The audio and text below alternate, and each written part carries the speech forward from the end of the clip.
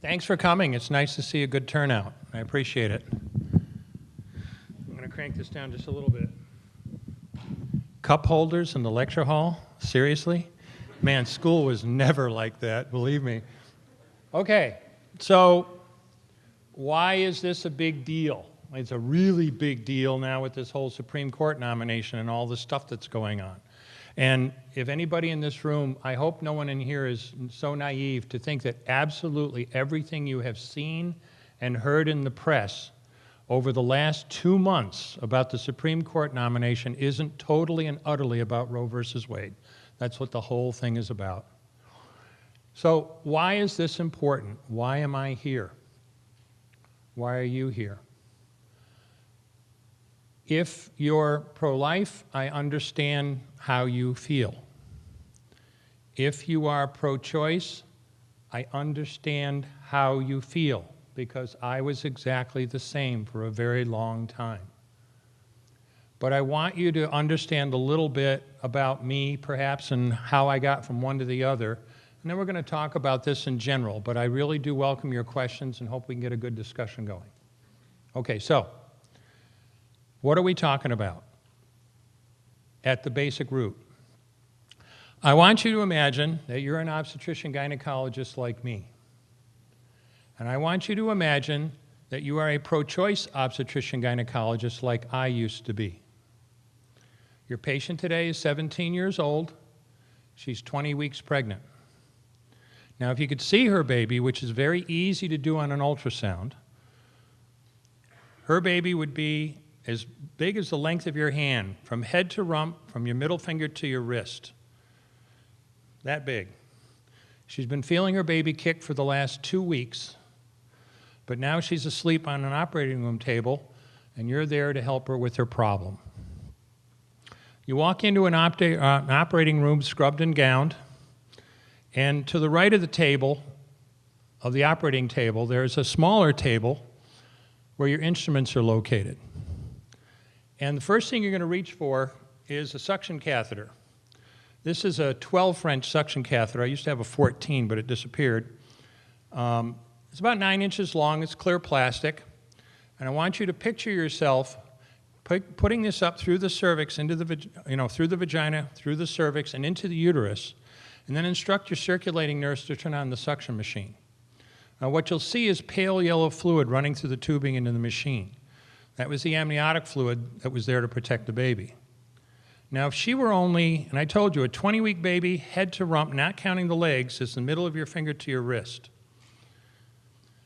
If she were 12 weeks pregnant or less, measured from her last period, her baby would be, a 12-week baby is the width of your hand, head to rump, not counting the legs. And if she were 12 weeks pregnant or less, you pretty much could do the entire abortion with this one instrument. But babies this big don't fit through catheters this size. When you're done with that, you reach for your SOFR clamp, so you don't have to imagine one. I brought one along. Now, I will pass this around. I will pass around both these instruments. Everybody put up your right hand. I promise to give Dr. Levatino back his instruments at the end of the evening, all right? I want these to disappear. You can't get them. They're hard to get. It's really interesting. I went through airline security this morning. It gets them every time. Pulled my bag over. He went right for it, and he pulls it out, and he's looking at it, and he's going, "What is it?" So I said, "You really want to know?" And he said, "Yeah." And I told him what it is. I'm going to tell you what it is. You get your SOFR clamp. It's about 13 inches long. It's stainless steel. And the business end, when you get a hold of this, look at it. It's about 2.5 inches long and 1/2 inch wide. And when you get this in your hands and look at it, you're going to feel it's a heavy clamp. And there are rows of sharp teeth. This is a grasping instrument. When it gets a hold of something, it does not let go. A D&E abortion, a second trimester D&E abortion, is a blind procedure. You can't see anything. It's all done by feel. So picture yourself, and I'm serious, picture yourself putting this up through the uterus. Be really careful, because the walls are thin and soft, and it is easy as pie to go right through them. Then grasp with the instrument. Grab hold of anything you can. You can't see what you're doing, just grab something. And feel yourself pulling, and I mean hard.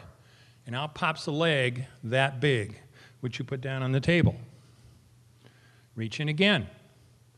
Grab blindly. Pull hard. Out comes an arm the same length, which you put down on the table. And reach in with this instrument again and again and tear out the spine, the intestines, and the heart and lungs. Now, the head on a baby that size is about the size of a plum. And again, you can't see it. You have a pretty good idea you're there if you've got a hold of something and your fingers are spread as far as they'll go. You know you did it right if you crush down on the clamp and white material runs out of the cervix. That was the baby's brains. Now you can pull out skull pieces. You have a bad day like I had a lot of times, sometimes a little face comes back and stares back at you. Congratulations. You just successfully performed a second trimester D&E abortion. You just affirmed her right to choose. You just made $800 cash in 15 minutes. Here you go. I graduated from medical school in 1976, and I say that and it's scary. It's so long ago, okay? But I wasn't that long ago. I was sitting in the chairs just like you are. And if you asked me when I got out of medical school how I felt about the abortion issue, I would not have hesitated for a second to tell you that I was pro-choice. This is a decision between a woman, her doctor, and nobody, including the baby's father, has anything to say about it. A lot of people identify themselves as pro-life or pro-choice. But for a lot of people, it doesn't really affect their lives. But when you're an obstetrician gynecologist and you say, I'm pro-life or pro-choice, now this isn't just some vague political position or maybe decide who you vote for. You have to decide whether you're going to actually do those procedures. But I was pro-choice. So right along with, in my residency, learning how to do deliveries and hysterectomies and all the stuff that obstetrician gynecologists do, I learned to do abortions.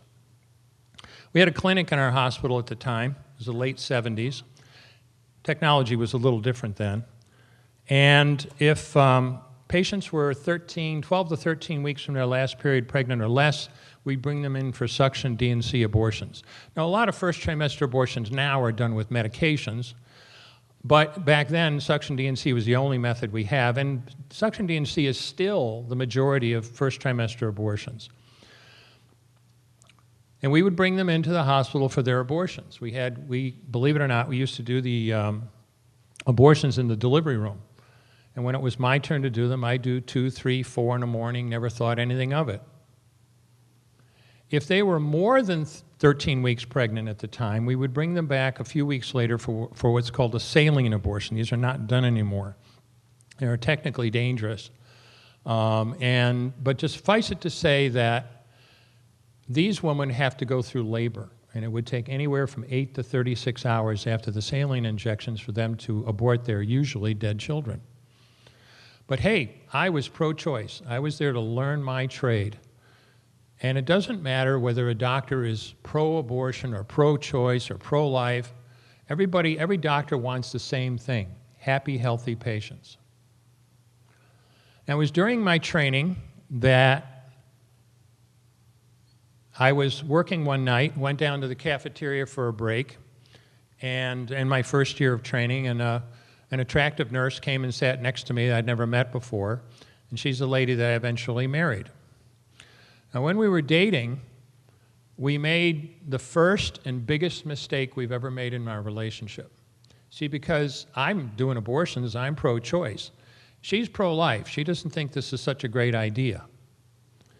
When she was in her nurse's training, now we were in New York State. New York State legalized abortion 3 years before Roe versus Wade. That was old news in New York by the time Roe versus Wade came along. And she was given an opportunity to learn to do abortion procedures, and she flat out said, no, I don't want to do that. And that was the end of it, she figured. But until we met, and we started dating, and pretty soon found out we were on opposite ends of the issue. And this is when I said we make the biggest, dumbest thing you can ever do in a relationship. Instead of talking about it, instead of hashing it out, we just ignored it because it was easier. And that's a dumb, stupid thing to do in a relationship. We got married, And by that point, we were, in our late 20s. We thought we were really old. And we wanted to have kids. So we decided to have a family of our own and found out pretty quickly my wife had an infertility problem. We had an infertility problem, really. No kids. I sent her to the best infertility specialist in town. Now, you guys are pretty young, but any woman who's been through an infertility workup knows that it is difficult, painful, embarrassing. It's horrible. And it came down to, she'd already had one surgical procedure, and the physician who was taking care of her said, well, I'm going to do one last procedure. It should take about an hour and a half. And I can see the room, I can see the paint and the wallpaper, I can see him. And he walked out and he said, when he walked out of the operating room 4.5 hours later, he came up to me and he said, look, I never tell anyone they're not going to be able to have a child, but don't count on it. We were devastated. I mean, I'm from a big Italian family. She's from a big Irish family. Having kids was something we wanted to do. It's something we talked about before we got married. Suddenly we realized we may not be able to have children. And after we got over that shock, we decided, well, we'll adopt a child. We love a child that, that doesn't necessarily somebody we birthed. So we went out and tried to find a child to adopt. And anyone who's tried to adopt a child finds out how difficult that is. We went to state agencies, we went to county agencies, we went to religious agencies. Every night I came home, we were trying to find one more phone number that we could call to try to find a child of our own, but no dice. The best we could do after over a year of effort was to get on a 5-year waiting list to get on the real waiting list. That was the best we could do. And it was during this time that I had my first doubts about doing abortions. I'm not an idiot. I know one reason there's not many kids to adopt is guys like me who's doing abortions. And my reasoning was totally selfish. I remember literally, and again, I can remember the room as clear as we're sitting now here. And I'm in the middle of doing a suction D&C abortion in the delivery room, and I look down at these pile of body parts, and I was saying, gosh, wouldn't even one of these ladies allow us to take her baby home to care for our own? But it doesn't usually work that way. And the way things worked out was I had what my wife credits as probably the best idea I've had in our entire 41-year marriage. And that was, I thought, this is stupid. We're beating our heads against a wall trying to deal with adoption agencies and the rest of these things. This is dumb. I know 50 obstetricians on a first-name basis. Let's advertise. Let's let them all know we're looking for a baby.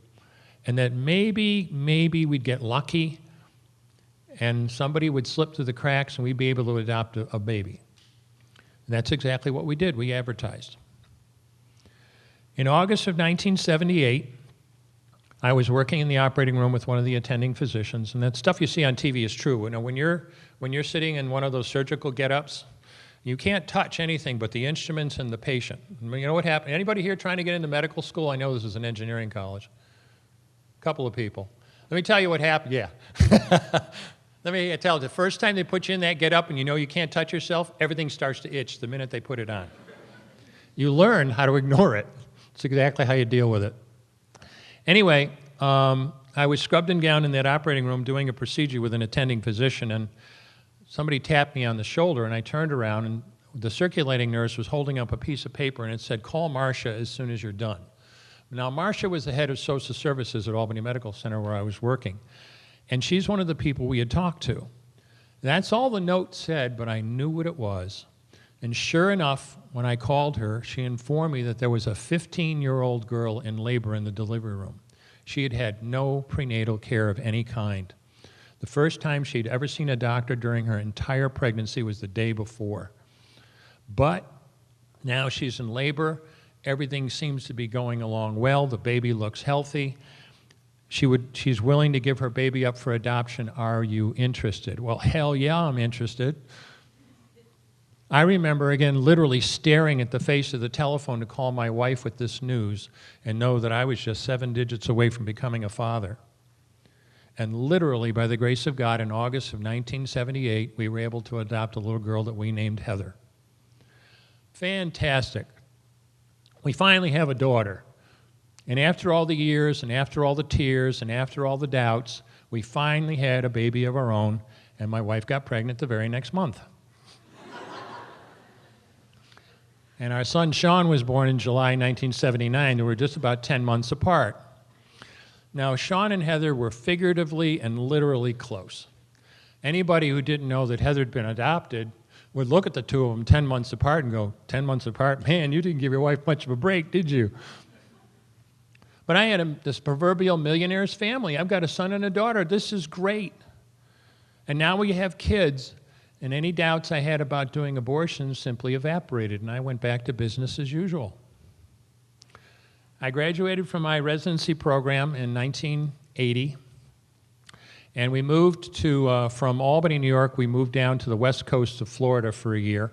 We found out pretty quickly that a young couple with young kids in a retirement community didn't quite gel, so we left and went back to upstate New York a year later in 1981. And I joined a position that I had trained with. Now, Bill and I were practiced abortionists. Now, understand something. We were not running an abortion clinic. This was a routine OBGYN office, like probably most women in this room have been to at one point or another. This wasn't an abortion clinic, but abortion is part of what we did. And in the early 80s, when I joined Bill, those of us in the abortion industry were looking for a better method of second trimester abortion. I talked about those saline abortions. And women going through labor for up to 2 days. This is difficult, painful, stressful, absolutely horrid for the patients. No fun for the staff either. We wanted a method of abortion for the late termers that was like suction D and C. She could go to sleep, and when she woke up, it would all be over. And that's when suction D and E abortions, the one that I described, were developed. We saw an opportunity because not many doctors wanted to do that procedure. It's tricky. So we taught ourselves to do these second trimester D&E abortions. And we were accepting patients from other practices on referral to do these late-term abortions for them. Now understand, as I said, we were not running an abortion clinic. We did deliveries, hysterectomies, everything we always do. But over the next 4 years, I did 1,200 abortions. Over 100 were the late-term abortions that I talked about. But hey, life's good. Kids are growing. I finally can afford furniture. The practice is growing. Life's going on. All the things that you're looking forward to. And everything was just ducky, I thought, until June 23rd of 1984. June 23rd, 1984 was a Saturday. It was an absolutely beautiful day in Albany. It was sunny. It was warm. I was on call, but it wasn't too busy. I'd made rounds and got to spend the rest of the day with my family. We took the kids to an amusement park that afternoon. Heather was exactly 2 months away from her 6th birthday. Sean was a couple of days away from his 5th birthday. And we went to an amusement park. We had dinner together. And that evening, the kids were playing in the backyard, and we had friends coming over for cake and coffee. Our friends arrived. We started talking with them. And at 7:25 that night, we heard the screech of brakes out in front of our house. Kids had gone out on the road. Heather had been hit by a car. This is hard to talk about even after all this time. She was a mess. We went out and did everything we could. I'm a doctor. I'm supposed to be able to save people's lives. My wife was an intensive care nurse. This was our job. This was routine for us. But it made absolutely no difference, and she died in our arms in the back of an ambulance that night. Now, I know you're mostly younger people. There are a few older adults here. But if you have kids, I always tell groups when I speak to them, if you have children, you may think, even if you don't, you may think you have some idea of what that feels like. If you haven't been through this yourself, you have absolutely no idea what this feels like, and I pray to God you never find out. But what do you do after a disaster? You bury your child, you take a couple of weeks off, and then you try to get back in your life.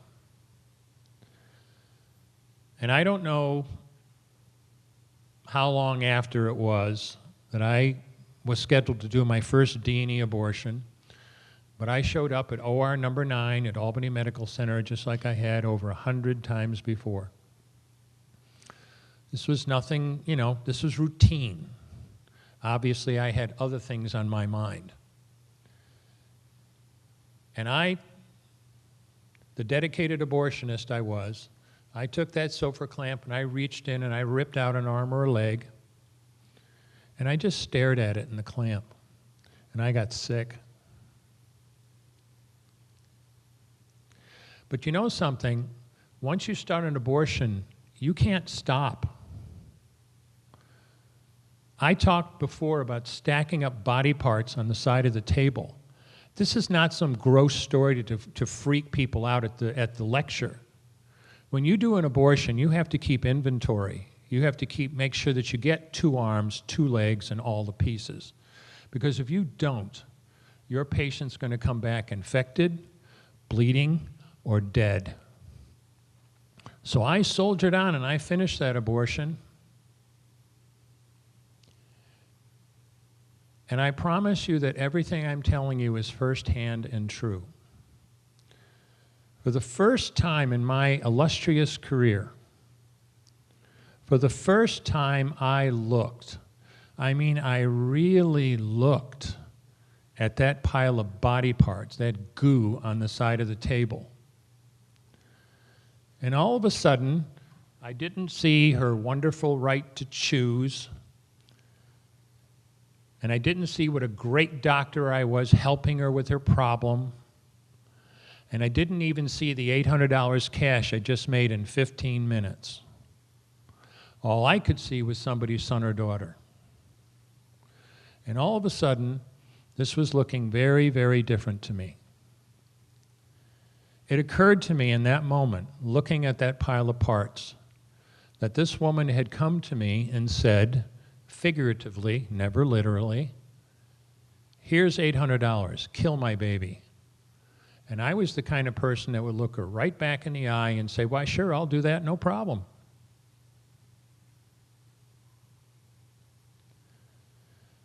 Needless to say, we were in a bit of a crisis. I told you that the biggest mistake we ever made was not hashing this out when we first met. And we'd been married over 5 years at that point. And it was a very, very difficult time, because the problem is when you stop talking about one important issue in your relationship, you've learned it's easy to avoid other issues as well. And we've been drifting apart. But now everything got torn wide open. I got into a blame game. I'm feeling bad. So I got into a blame game. You know, it's the girl's fault for getting pregnant. It's the nurse's fault for scheduling the procedure. It's the hospital's fault for allowing them. Of course, you know, and I'm no different than anybody else. It's everybody's fault but mine. And my wife always knew when I had abortions the next day, just from the way I was acting. Well, after a couple of months from this, she'd had it up to there. As I told you, I'm full-blooded Sicilian. She's full-blooded Irish. When we had arguments, trust me, they were cool. All right? But at this point, she'd had it. And unbeknownst to me, she'd already packed a bag, and she was 2 minutes away from walking out. But she was going to have her say. That is my wife. And she did. You know, you stupid idiot, it's not the girl's fault. It's not the hospital's fault. It's not the nurse's fault. It's your fault. You dumb fool. If you feel so bad about this, why don't you just quit? That was the icebreaker. And we ended up talking for an hour and a half about a lot of issues, including the abortion issue. And thankfully, she decided not to walk out. I went to my partners the next day and announced that I would no longer do any late-term second trimester D&E abortions. We used to do them up to 24 weeks. A 24-week baby is, the length of your hand is 20, add another 50%, that's 24. They grow fast at that stage.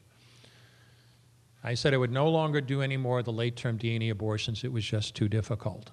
And my partners understood at first. And I told them, look, I was hard-headed. I was saying, I'm just going to do the little ones we do in the office up to 10 weeks. And for another couple of months, I soldiered on and did those. And I know you look up to physicians. I know a lot of people respect physicians. We're no different than you. It sounds so stupid to sit up here and tell you this. I mean, I'm a professional. I'm a doctor. I'm a lawyer. I do all this stuff, right? Once you've figured out that killing a baby this big for money is wrong, it doesn't take you too long here, not here, to realize that it doesn't matter if the baby is this big or this big or this big or maybe even this big. It's all the same. And it was February 1985. I'm ashamed to say it was that long. I went to my partners a second time and I told them I would no longer do any more abortions. I haven't done one since then, and I never will. But that's what it took for me to personally understand exactly what I was doing. And when somebody goes, I'm pro-choice, then I hope they understand exactly what it is that they're championing. That's part of the reason why I'm here. Now, this is one of the most divisive issues in our country. The only issue that even comes close to being this divisive in our country was slavery back in the 1800s. This is the big divisive issue of the 20th now into the 21st century. So, let's test your abortion knowledge. Somebody answer my question. How late in pregnancy is it legal to perform an abortion? Up until the day of. What? Day of, up to the day of birth. Anybody argue with that? Seriously? Go ahead. I thought you couldn't when they get into the third trimester, or it's like not allowed. Yeah, we'll talk about that. Do you I know most of you are not in medicine. Trimesters. How long is a woman pregnant? 9 months, right? Except no doctor ever talks months. It's too wishy-washy, okay? How many weeks are there in a month? Well, 4. Well, 9 times 4 is 36, but in reality, women are pregnant for 40 weeks, so it's either 10 months, you see how confusing it gets? So doctors never talk about months. We count from the last day of your period. Yes, we know you weren't pregnant back then, but it's something we can point to. And all the machines, everything's calibrated for date from last period. And a woman is pregnant for 40 weeks. Well, 40 weeks almost divides by 3, 39 does. So we have 3 trimesters. From conception to about 13 weeks is the first trimester. 13 to 27 weeks, that's where we throw in the extra week, is the second trimester, and the third trimester is 28 to term. Okay? So we can talk a little bit about trimesters. So the answer is, their answer is true. You could do an abortion right up to the time of delivery. What? A lot of people, I'm surprised. Go ahead. Name one state where that's actually possible. Speak way up. Name a single state where that's actually possible. All 50 of them. Sorry? Every state in this country, Yes? a single one, Yes? has a law in the books that in some way, shape, or form prevents that. Yes. That's what the state law says. Every single state. Absolutely correct. Why doesn't that matter? Roe versus Wade. Constitutional law trumps state law. Sorry for the pun. Okay? It trumps state law. So let's go to the next question.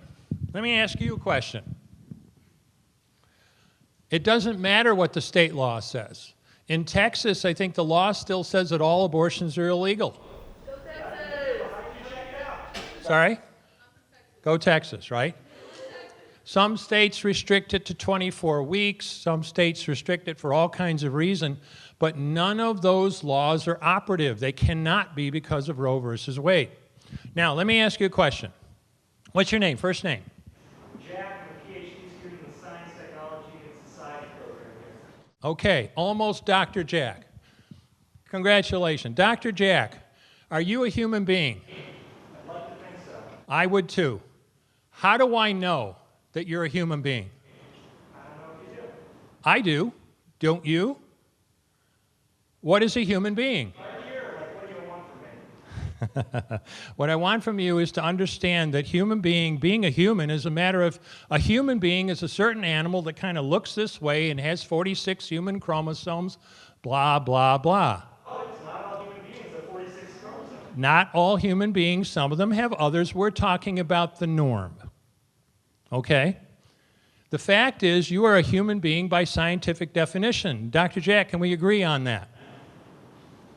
I'm a human being by scientific definition, yes, I think we can agree. Excellent. If we assume that there's something with a scientific definition of life, which I'm not entirely convinced of, but we can talk about that later. Fair. Jack, are you a person? Legally or otherwise? Are you a person? My background's in philosophy, so we're going to get more specific here for me.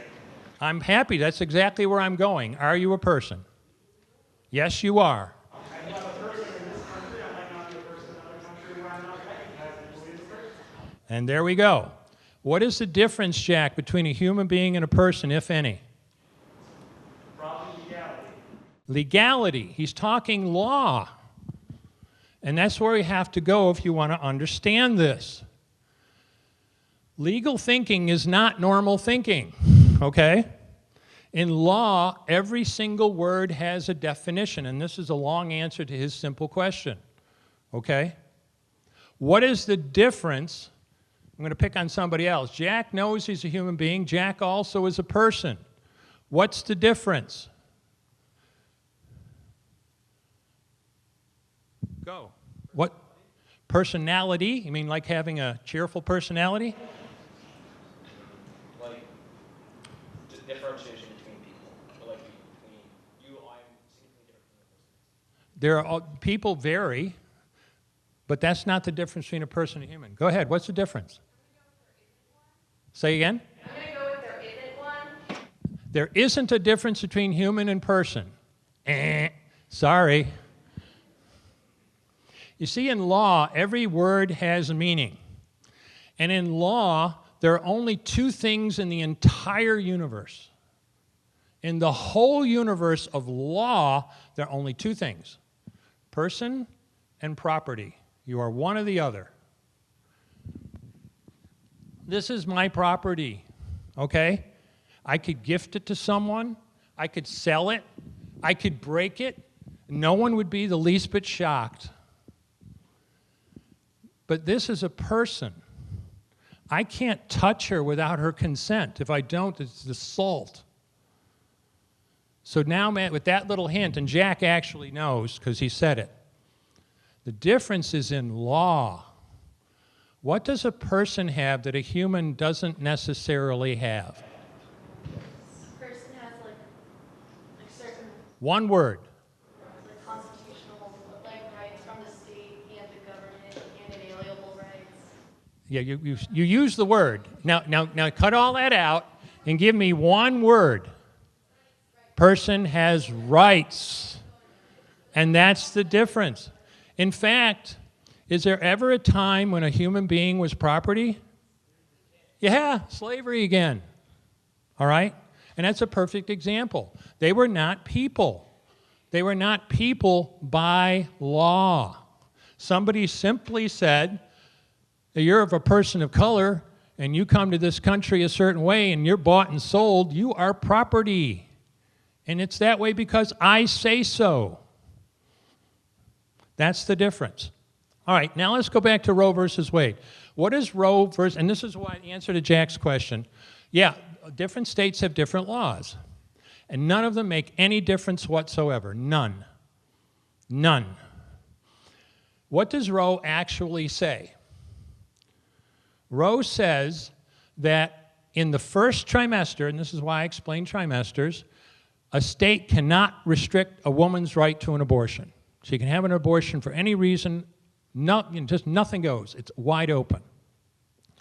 In the second trimester, Roe says, states can regulate abortion, but only in technical ways. You could make laws stating, for instance, in our state, you can only have a second trimester abortion in a hospital. or only doctors could do abortions. And that may sound strange to you, but a lot of abortions are done by non-doctors. In the third trimester, when these kids become viable, capable of life outside the womb, now, if the state wishes, they can limit or restrict abortion or stop abortion entirely based on viability. Except a state can restrict abortion or prohibit abortion in the third trimester unless the woman's health is the issue. This is law. What's the next question you should ask?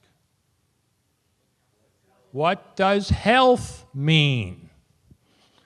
That's the way it's written. What does health mean? And Roe versus Wade did not define the word health. Now, how many people here have ever heard of Doe versus Bolton? Several of you. Good. Most people haven't. Everybody knows Roe versus Wade. For 99% of this country, the only Supreme Court decision they could name is Roe versus Wade. Okay? Doe versus Bolton was a companion case that was ruled on the same day as Roe. And Doe did define health. Health includes a woman's physical health. Well, that's great. How bad does her physical health have to be? Didn't say. How about she's got cancer and she's going to die? That's pretty serious physical health. How about she's diabetic? How about she has mild renal disease? How about she's suffering from headaches? They're all her physical health. It also includes her mental health, okay? But how bad does her mental health have to be? Doesn't say. It includes her economic health. Whoa. How rich do you have to be economically unhealthy? Doesn't say. And my favorite, it includes her social health. What in blazes is that? Actually, in my practice, I did have one example, an abortion I did do. First, I would say would probably fall into the definition of social health if you wanted to use that definition. She was a teenager, she was 17, she was a senior in high school. She did not want to be pregnant for her senior prom. That's why she was there. This was her 5th pregnancy, her 5th abortion, in fact. But she didn't want to be pregnant for her prom. That was her reason, so she got her abortion. I did it. And this is where the politics comes in. Clinton was the last one I remember when he was president. There was a push to ban what's called partial birth abortion, intact DNX abortions. And Clinton said, you know what, I will be, and this is where the politics comes, and this is why you have to understand this. I will be happy to sign that law as long as it has a health exception. What did he just say? I'm happy to pass any pro-life legislation you put on my desk so long as there's an exception so big the law is ineffective. So that's the answer to Jack's question. It doesn't matter if, Utah says you can only do abortions up to 20 weeks. Roe says you can do them all the way up to the end of the pregnancy as long as you have a health reason. And the definitions for health are incredibly broad. So broad that they mean nothing. Okay, so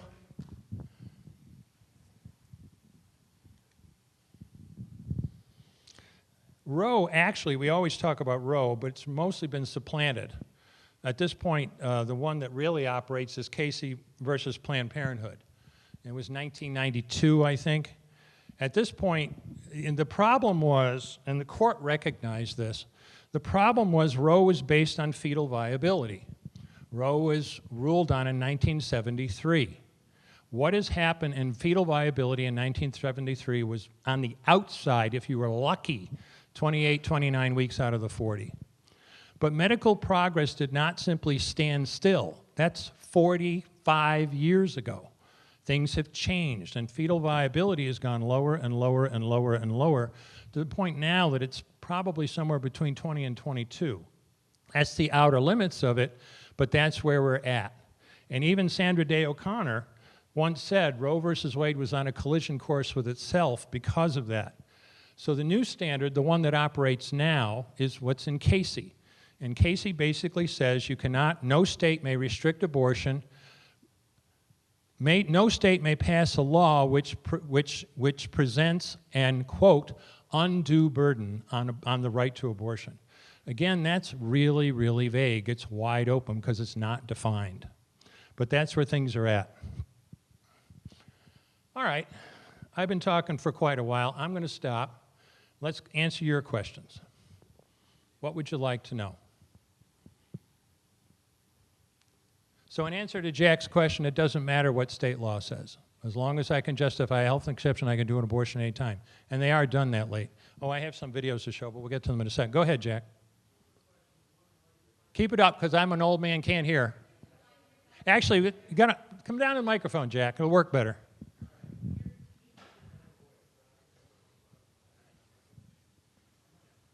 People hear me? Can you hear me now? Get right up to it. All right, I'm gonna try to wrap my mouth around it. All right, I got 2 short questions. I never give short answers. I appreciate that. The first is, what is the... I'm going to need you to name a case where somebody's been able to legally justify in a time period where they could consider getting an abortion the case you described, because I think that's important to actually see one example of this happening and not just take your word for it, which I think you'd also appreciate. My second question, which follows up on that... I'm glad you said that. I'm going to show you a video. Go ahead. All right. Second question is, what trumps what? The economic possibility of getting an abortion or federal law concerning abortion? Because if there are no abortion clinics to get an abortion, then it doesn't matter if legally you can, does it? I hear you. What good is a right if you can't actually use it? Anybody heard the name George Tiller? Who's George Tiller? Yeah, abortionist. He worked in Kansas, and he was famous for really late-term abortions. Used to charge $5,000 a procedure. And he was assassinated in the back of his church by somebody who claimed to be pro-life, who clearly doesn't know what the word means. His business, he left in a state of about $1 billion behind. And some of the physicians he worked with, they left, and they set up a physician named Curtis Boyd, in fact, was the head of the group, and set up practice in Albuquerque, New Mexico, about 3 hours from where I used to live, called Southwest Women's Options. And if you would like to see what goes on in terms of late-term abortion, here's your chance. Pay attention to this, because I'll ask some questions. A quiz at the end. Dr. Boyd, Southwestern Women's Options. How may I help you? Hi, I was hoping to schedule an abortion. All right. What was the day of your last period? It was like the middle of May, so like May 15th, probably. All right, so it looks like we can do this for you, but it is going to be a week-long procedure. So if you're able to come next week, and we start this on the 12th, I'm going to be looking at a fee of $8,000. Oh. Now, are you still in your chair? Oh, just barely. Just barely. But what you also need to keep in mind is that every week that goes by, the fee goes up by another $1,000. Well, we get is at your 27 weeks. Mm-hmm. Oh, really? Yep. So you're about a month, actually you're about a month off in how you thought. Oh, wow. You were. To insert the injection, it's going straight into the sac and to the pregnancy. Okay, it's bottom down. It'll insert through the baby's bottom. Okay. Okay, if so it's the head down, it'll be inserted through the head, through the cranium. If we can't catch it early enough, which it has happened. If you're feeling pressure, it's moving down or something coming out, the pregnancy coming out, then you'll want to unlock the door to the hotel room, get your cell phone, and just sit on the toilet. You don't have to look at anything. You don't have to clean anything up or nothing. Just be on the phone with us, and and you could stay on the phone with us until the doctor and nurse get there. Okay? Oh, good. So just go in the toilet if I'm having labor. Okay. Yeah. And what if it does come out when I'm on the toilet? You don't gotta look down. You don't gotta do anything. The doctor and nurse will come take care of it. If you feel like it's too much to see any of it, then do not let yourself look at it. Okay. Just Okay. if you want to cover yourself, even with like a towel or something, Okay. go ahead. If you're one of those lucky people that has no pain with contractions and all of a sudden you're like, something's coming out, you sit on the toilet Okay. and you call us. And you unlock the hotel room and we come in and we take care of you. If I'm on the toilet Yeah. and it pops out and it's in the toilet, Yeah. what do I do? You would just sit there and you would stay there. Okay. And you would not move until we come and get you. Okay. I mean, I don't have to worry about like You don't have to taking it out or You don't have anything. to clean anything. You don't have to do anything. Okay. You Yeah. will do. We Okay. take care of everything. There's a 27-weeker for you. This particular practice, they'll do them at any time in pregnancy. How much did this abortion cost? How much? 8,000? No. It's 8,000 at 25 weeks. It's 1,000 for every week after that. This is 27 weeks. This is a $10,000 abortion. And you can bet they don't take Medicaid. Okay? Next. What did you just see? And you heard the doctor and the counselor both talking. This woman, for $10,000 cash, is going to labor alone in a hotel room. And she's going to deliver, very likely or possibly, going to deliver her dead son or daughter into a toilet. For $10,000, they cannot afford to have a nurse or a doctor sit with a woman who's in active labor in the late second trimester, early third trimester. And she will deliver her dead son or daughter into a toilet. This is what is happening in some places in this country. Have another question, Jack? Well, you didn't answer the second one, but I also like to follow up with the first one. Go ahead. It was from liveaction.com, yeah? That's right. And that was, wasn't that the series of videos associated with the pro-life group making fake videos to document not accurately functioning abortion clinics in order to lobby the Senate? I think a bunch of these videos, if I'm remembering this one correctly because I've seen it before, was played on the Senate floor to try to justify a pro-life bill, and has later come out to be that it's entirely made from actors. Not true that I'm aware of. If you'd like to Google it, the live action group is pretty well documented, and if my memory serves, I have seen that video before, and that is in the list of ones that were entirely fabricated. So that's why I was asking for a legal case where this happens, where somebody's challenged the state law in order to get the Roe v. Wade third trimester abortion. They shouldn't have to. They can go to Southwest Women's Options at 34 weeks and say, I want an abortion, and they'll do it. No, they can't, because the state funds those groups and funds those clinics and will deny. Whoa. The state funds Southwest Women's, or Southwest Women's Options is a private doctor's office. It's nothing to do with state funding. They don't accept state funding. But the prevalence of clinics does. Most people can't afford a $10,000 abortion even without the nurse being there. Granted, most people aren't going to spend $10,000 on an abortion. You said that they couldn't get it, and I'm telling you they can. I can buy a private jet if I could have enough money, but I don't have that much money, but that's my problem. The fact is it can be done. With the money, it can be done. Legally or otherwise. Legally, this is what you saw is absolutely legal under Roe versus Wade. In fact, I believe New Mexico has a law, well, I'd have to check, but I'm pretty sure New Mexico has a law restricting abortions to 24 weeks. Makes no difference. And if somebody who can afford a $10,000 abortion can fly to Canada and get a $4,000 abortion. Well, yeah, granted. Okay, so what you proved is healthcare can be cheaper in Canada, but doesn't prove whether you can or can't get it. You can get it. That's all there is to it. And as far as live action, you're implying that everything live action produces is fake. I can tell you from personal experience that is simply not true. And as far as this video is concerned, this video was presented to the Judiciary Committee of the House by me. Oh, you're the one who was using and trying to pitch for that bill. That explains a lot. Thank you. Attaboy, Jack. I'm putting the basket. Anybody else have a question? Go ahead. Hi. Okay. So when you do abortion, or when you did abortions and you have like the tongs, I forgot what they're called. When I have what? The clamp. Oh, yes. Yes. Does the baby try to avoid it at all? Or can it even really move? Does the baby try to avoid it? Avoid it? Yeah. They move. And I know from personal experience that babies are sensitive in various ways, including touch and, yes, to pain too. But it's not going to matter. It's me against the baby. I'm going to win 100% of the time. Thank you. I want to show a couple more videos to keep it a little more interesting. Sorry, Jack. These are more from that organization you don't like.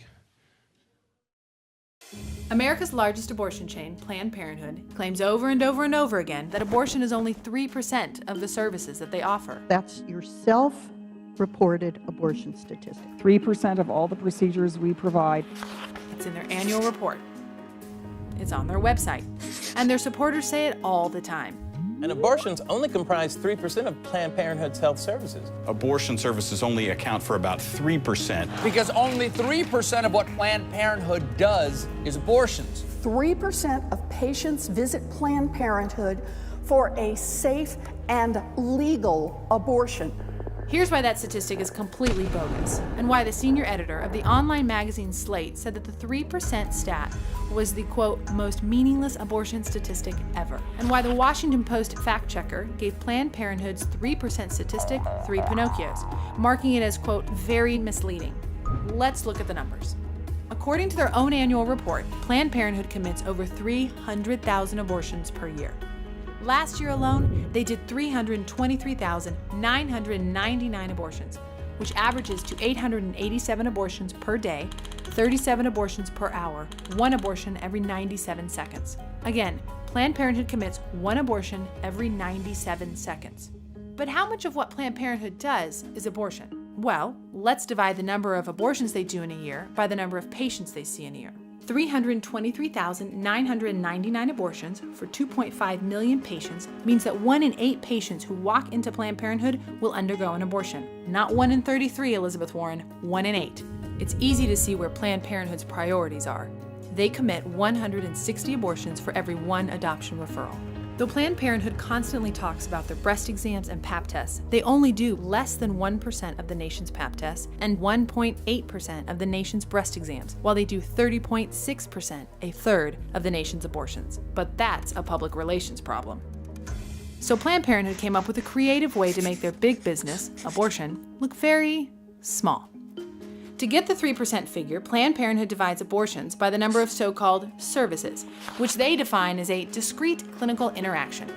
And they count all these services equally, regardless of the cost, time, or effort it takes to render that service.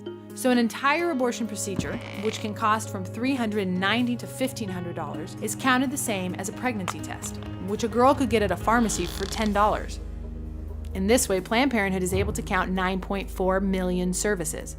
Divide 323,999 abortions by 9.4 million services, and they get 3%.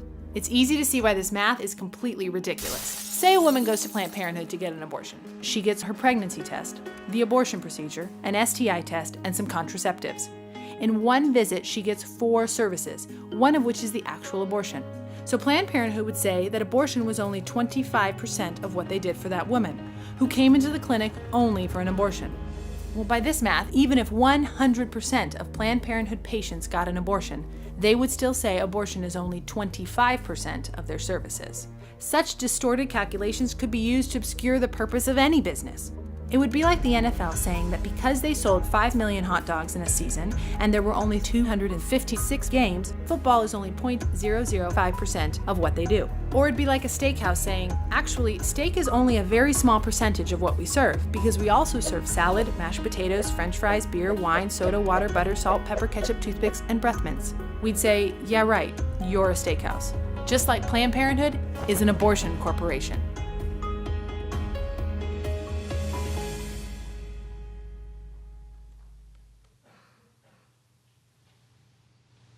I'm picking on Planned Parenthood, one more.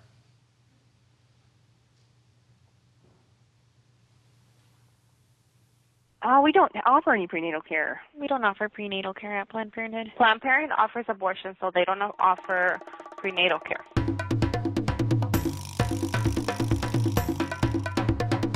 Prenatal care. These are the kinds of services that folks depend on Planned Parenthood for. And a president who will fight for prenatal care. Prenatal care. And that is what we want to focus on. That is what is so vital.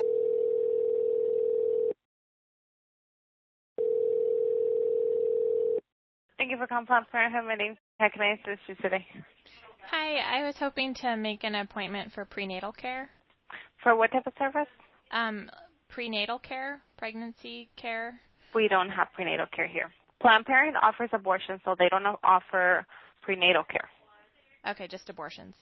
Yeah. Unfortunately, no. We wouldn't provide any type of prenatal services here at Planned Parenthood. We're not a prenatal care provider. No Planned Parenthood does prenatal care. We don't offer prenatal care at Planned Parenthood. We specialize in abortions. You know, that's what our ultrasounds are for, to see how far along the patient is. Planned Parenthood, we do birth control, things like that, termination. We check for STI, but we don't do prenatal. We tell you you're pregnant, and we also at Planned Parenthood to do the abortions. Okay. So we don't do any prenatal services No here. prenatal. No, we don't do prenatal services. I mean, it's called Planned Parenthood. I know it's kind of deceiving. Do you have OBGYNs here? We do not, no. Oh, you don't? No. Oh, okay. All right. Which is a deceptive name, right? I think the same thing. Or, if you were looking into termination options, we can do that as well. Did you know that Planned Parenthood can take care of all your reproductive health needs? Whether it's an annual exam, pregnancy testing and counseling, prenatal care, we are here for you with high-quality, low-cost services. Thank you for holding. This is. How can I help you? Hi. I was wondering if you guys offer prenatal care. No, we don't. Not at the moment. Neither our Hampton or Richmond office does. We don't offer any prenatal care. Is there any other clinic you can refer me to? I don't know of anything. I would look around on the internet. You can try CareNet. I think they do prenatal care. CareNet? It's the first building on the strip here. We only offer family planning services and abortion services. Not at all at Planned Parenthood. Okay, so not at any Planned Parenthood. They don't have prenatal Correct. care. No, see, we don't see pregnant women as a way of giving prenatal care. Okay. We see pregnant women, if they are considering other options. Like, what other options? Like, what do you see the doctor for? At this location? Yes. So at this location, you guys do medication abortion? What pregnancy services do you offer? We only offer termination services. We actually don't offer prenatal services. We're not licensed to do so in Oregon or Washington. Do any of the Planned Parenthoods? No, we do not offer any prenatal care.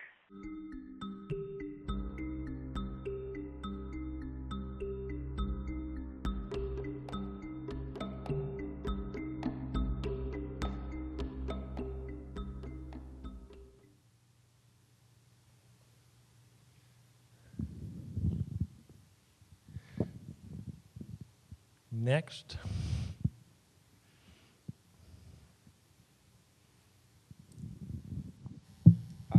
I know one of the arguments in defense of pro-choice is for stem cell research, but is there any alternatives to stem cell research besides using aborted fetuses? Yeah, it's a great alternative for stem cell research. Stem cell research, you gotta understand there's two places you can get stem cells. One is from fertilized conceptuses, and you basically tease out the fetal cells and you've got stem cells. But you can get stem cells by the gallon, literally by the gallon, at delivery from the placenta. These are placental cord stem cells. Now, it's a really fertile area of research. A lot more has to go into it. Up to now, at least, there have been some incredible cures using stem cells. All of them have involved placental stem cells collected at delivery. A number of treatments have been attempted using stem cells from embryos. In fact, to my knowledge, so far all of them have failed. Now this may be an area that, this is an area that's changing, growing all the time. But yes, there is a perfectly good and ethical place you can get stem cells that don't involve tearing apart embryos. The most promising results so far have come from placental stem cells. Good question. I've stunned you into silence. Go ahead. Microphone, please. Or here, you can have mine. It's closer.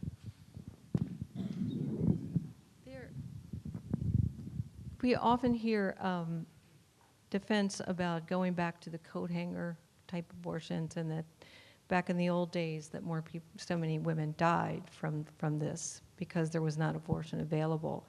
But with the large number of abortions, over 1 million a year here in the United States, what is the percentage of women's death? Because when you have a larger number of abortions, even though they're legal, is there more deaths than maybe what there were when it wasn't legal and there weren't as many women getting abortions? Are there more deaths now, you're suggesting, from abortion than there were in the old days when it was illegal? That's an interesting question. I would guess no, but the problem is that we don't really know how many deaths there were from abortion prior to the legalization of abortion. Bernard Nathanson, who's somebody I was acquainted with, he's dead now, but Bernard Nathanson was a very famous obstetrician gynecologist who started doing abortions in New York once it was legalized, and he was one of the founders of the NARAL, the National Abortion Rights Action League. I guess now it's the National Abortion and Reproductive Rights Action League, NARAL, but still NARAL. So he was very, very well known in abortion circles, had done over 80,000 abortions, and then eventually became pro-life himself and then fought against it. He wrote a book. He was one of the people at the beginning, and especially with NARAL's founding, because they were strong proponents of abortion and for the legalization of abortion. And the figure that was bandied around was that there were 5,000 deaths a year before Roe was, from illegal abortions in the United States before Roe came along. But then once, afterwards, he wrote an autobiography, and he talked about that figure, and he said that the figure was simply made up. They had no idea. And even to this day, we don't really know.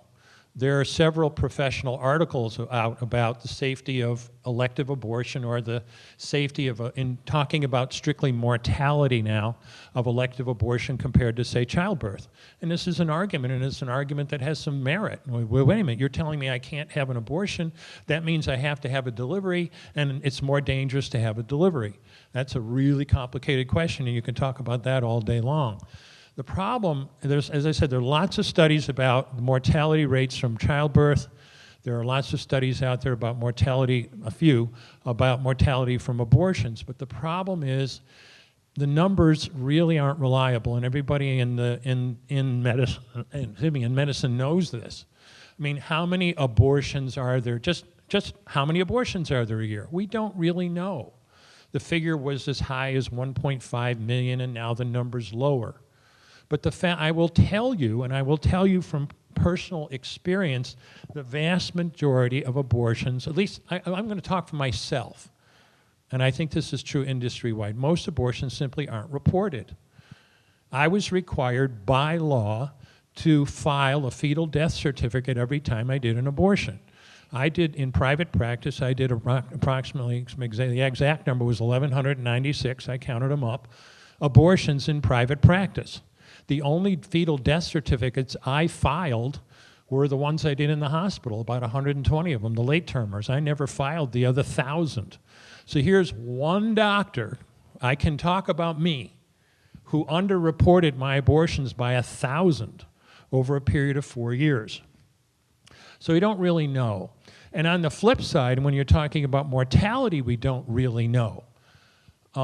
There have been deaths from abortion procedures. There's a death from all medical procedures.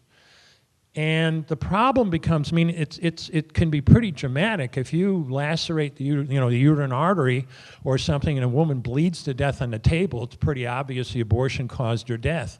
But that is not, and that has happened, but that's not the usual case. There was in my town, Las Cruces, several years ago, a woman came in to the emergency room who had had a perfectly safe and legal abortion in El Paso. This was 10 days later. She had a massive sepsis and died on the operating room table. Now, I don't know, but I'll bet you good money the death certificate said sepsis, because she died of sepsis. But when it comes to counting statistics, it's very unlikely that the abortion is ever going to be implicated because it's not on the death certificate. So we can throw numbers around, but it's difficult to really be precise because of underreporting on the procedures themselves and inadequate counting in terms of when a mortality occurs, what really was the root cause of it. Something else I want to say, and this is kind of a spin-off from the video that we saw from the late-term abortion clinic. You often hear about how abortion is necessary to save women's lives. Well, there are times you have to end a pregnancy to save a woman's life, no question about it. But is abortion useful per se? Is that useful in that case? And let me give you, we'll even use 27 weeks because it happens to gel with what I was about to say. This is a real case. Patient came in, I was on call. She's having her second child. And I know there are not a lot of medical students in the room, but I know most of you know the answer. What's a normal blood pressure? What's an average blood pressure? If your average temperature is 98.6, what's your average blood pressure?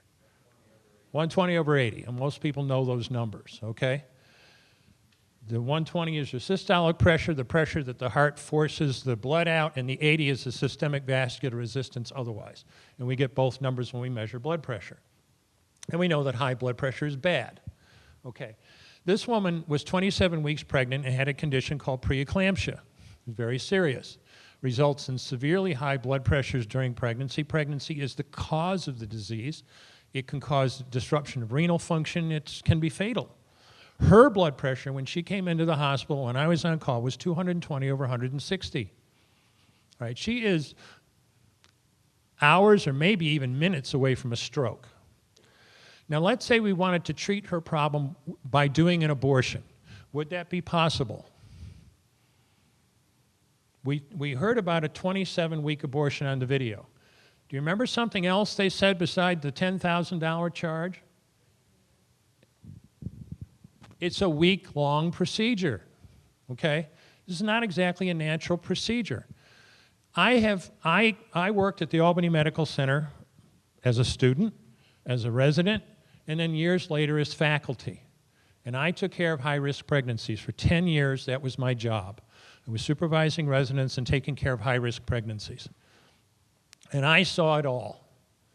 Preeclampsia, cancers, out-of-control diabetes or heart disease. When these things occur in pregnancy, they typically occur in the late second or third trimester, okay? And believe me, there are times when you must end the pregnancy to save the woman's life, period. You have to, all right? And there's no choice involved. And I have ended hundreds of pregnancies to save women's lives. How many children did I have to deliberately kill in the process? None. I terminated their pregnancy. See, they've stolen the term. Termination of pregnancy means abortion. No, it means ending the pregnancy process. That woman, you stabilize her blood pressure, you put her on a table, you do a cesarean section, half an hour, the baby's out, getting the care it needs because that child's premature, and she's getting the care she needs to take care of her preeclampsia. In a real medical emergency, I've maintained this over and over based on personal experience, abortion is worthless for saving women's lives because, yes, it would end the pregnancy, but it takes too long. In a real emergency, you don't have that kind of time. You just don't. If you take minimum 3 days for a 27-week abortion, minimum 3 days. If you waited 3 days to treat her problem, she'd be dead. She'd never make 3 days. Any other questions? Are we done? Go ahead. You want to be able to hear me from here. Make it loud then. I'm old.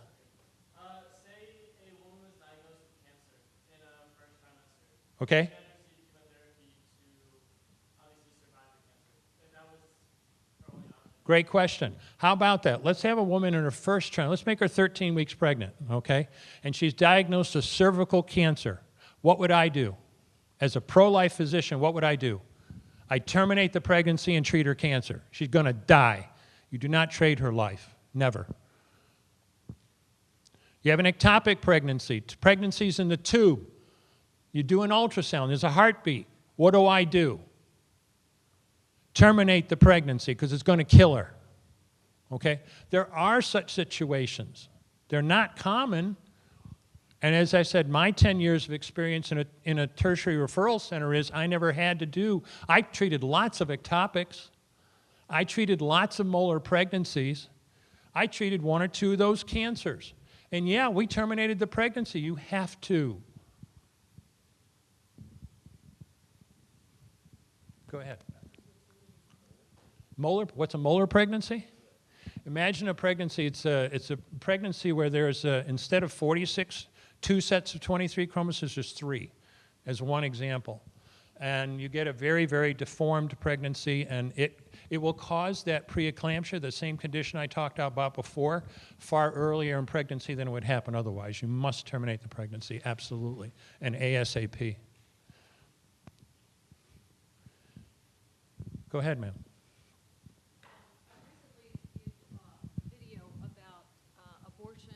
Abortion can cause, and there's studies showing that it causes an increase in breast cancer. Could you tell us? Abortion and breast cancer. A really complicated intersection of politics and medicine.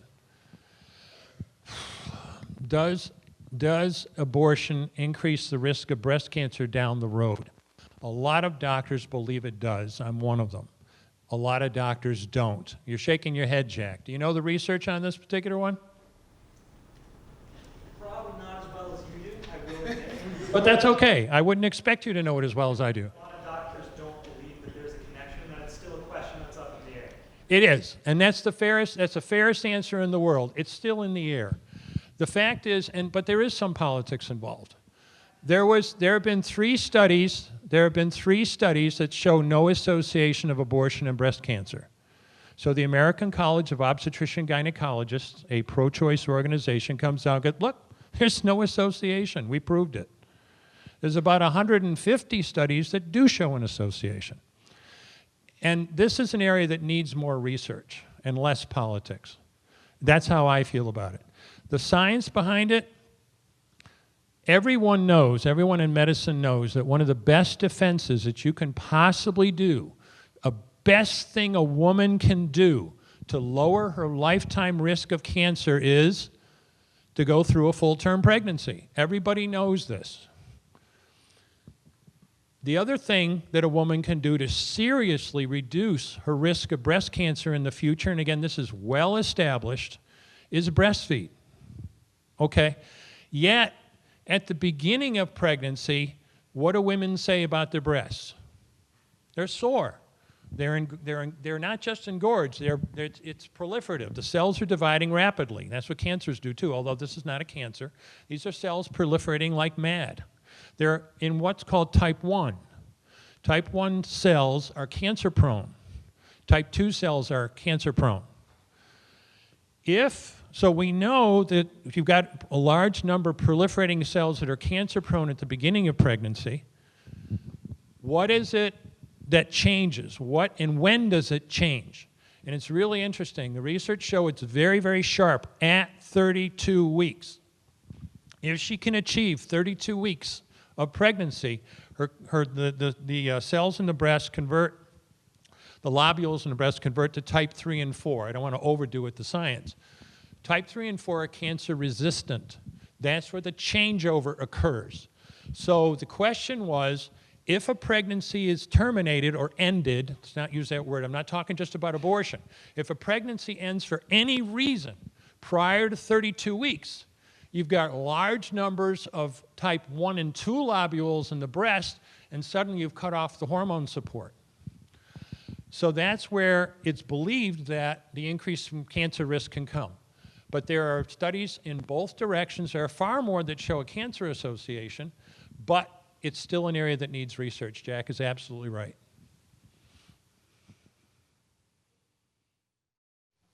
Okay, so I know that my faith has done a lot to make me pro-life. So was it all medical and all science that kind of changed your mind, or was faith involved at all? I told you what may change my mind. It had nothing to do with faith and all the rest of that. It was a life experience that had nothing to do with religion. I totally respect people who have a pro-life attitude based on their religious feelings, but that's not why I changed my mind. And if you're going to talk about this with people, because there are people who have all kinds of different opinions, in my opinion, if you're going to be effective, you have to be able, unless you're in a specific religious group and you want to talk about it within the religious group, great. But otherwise, you have to be able to talk about this without bringing religion up at all. And that's why I don't even mention it.